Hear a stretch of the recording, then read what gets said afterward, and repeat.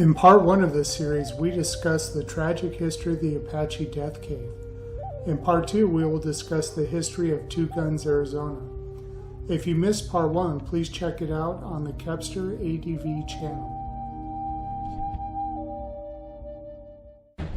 Now I'm sitting in the remains of one of the little buildings here at the edge of El Diablo Canyon.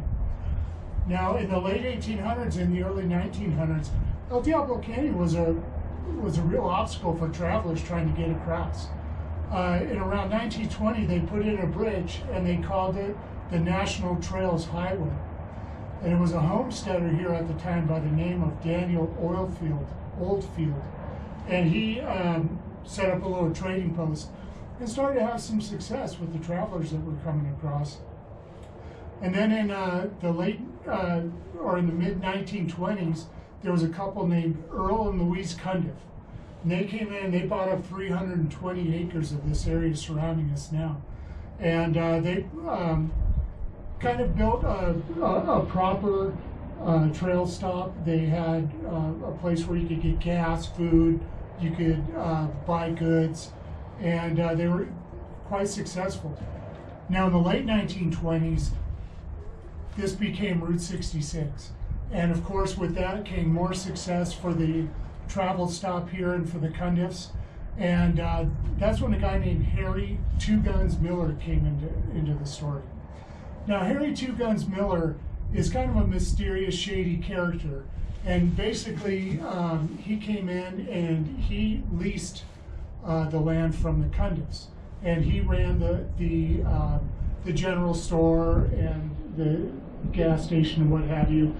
And he had a vision in mind, and so he expanded it. And he built a little zoo, and I'll show you some of the enclosures where the animals were kept.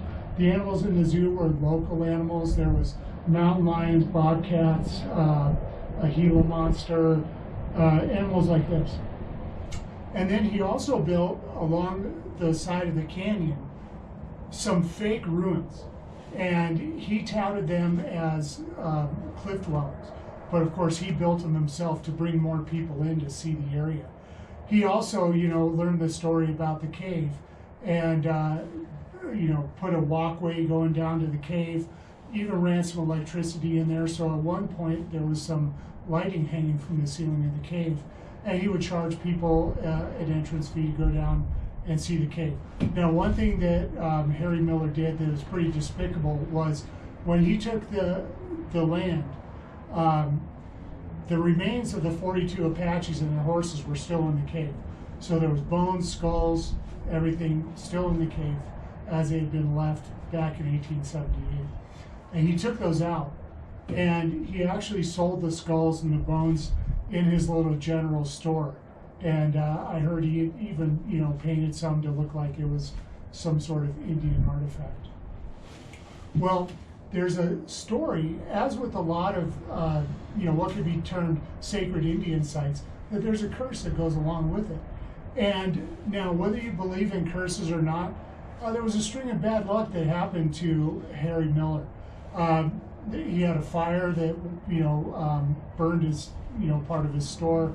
Another time, someone coming through stole a lot of goods from the store, which really set him back.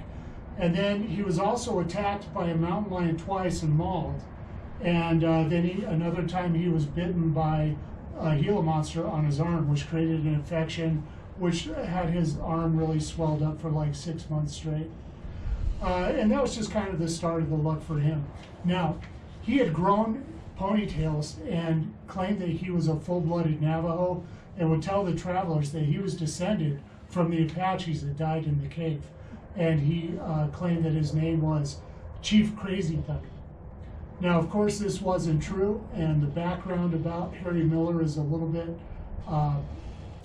muddy, but he was a showman, and he knew how to get people here and how to make money.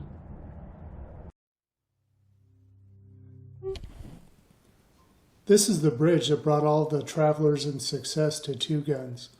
And now we'll look at some images of Two Guns when it was at the height of its success.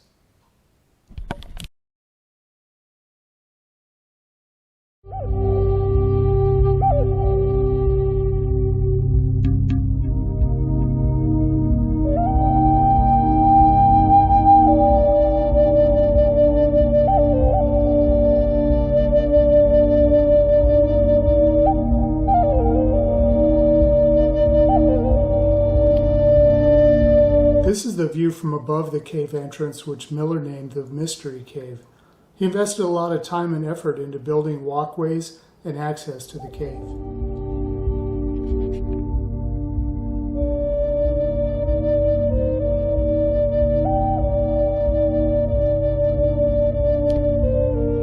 Here we see the remnants of the zoo. These were once the enclosures where the animals were housed.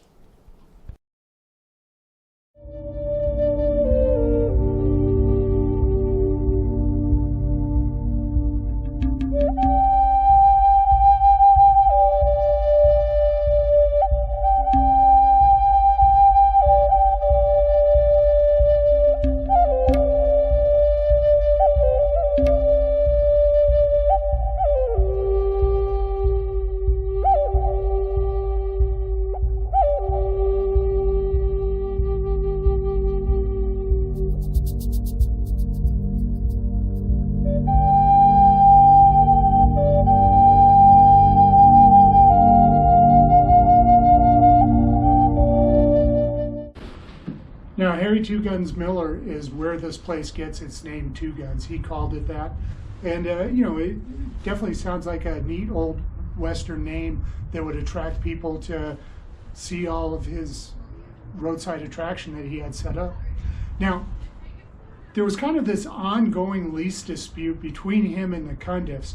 And that was all over some wording that was in the contract that was kind of vague and ambiguous.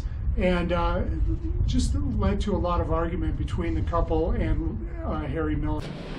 Now, March 3rd, 1926, there was a big argument about the lease, and Harry Miller actually shot and killed Earl Cundiff.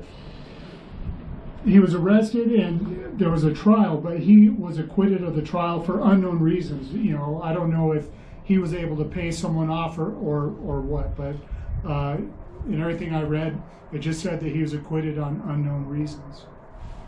So there was a big court battle after this point with Louise Cundiff and Harry Miller. Now, Louise Cundiff, after putting like $15,000, which in today's money would have been a lot, into court fees and lawyers and what have you, she was able to retain the land that Harry Miller had claimed was actually his, and that he had been here before her, which was an out-and-out lie. To go along with the dishonesty of Miller, this is a view of the cliff dwellings that he erected. He used the cliff dwellings as another way to attract visitors to the stop. And though he reportedly did a good job building these ancient cliff dwellings, they were nothing more than a money-making ruse.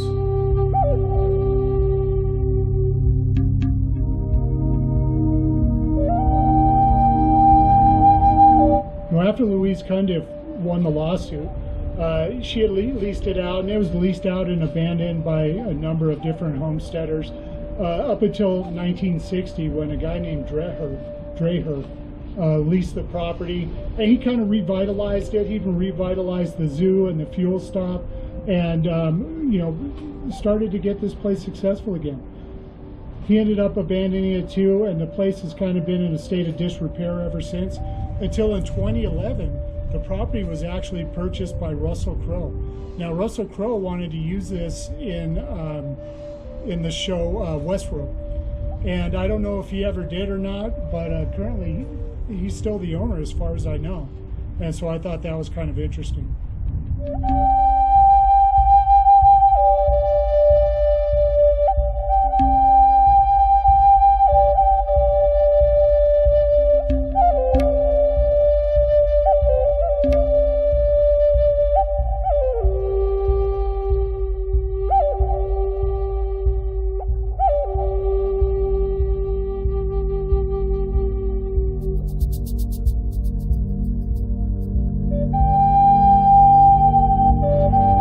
Currently standing in an old abandoned service station.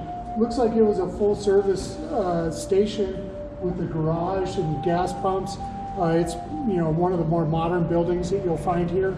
There was also a KOA campground you might have seen on the video footage from the drone. That was one of the more modern features also. I had to come in here because the wind has really picked up and it's really whipping out there. So I'm going to hit the road. I hope you've enjoyed this video. I hope you got something out of it. And I'll see you next time on Kepster ADV.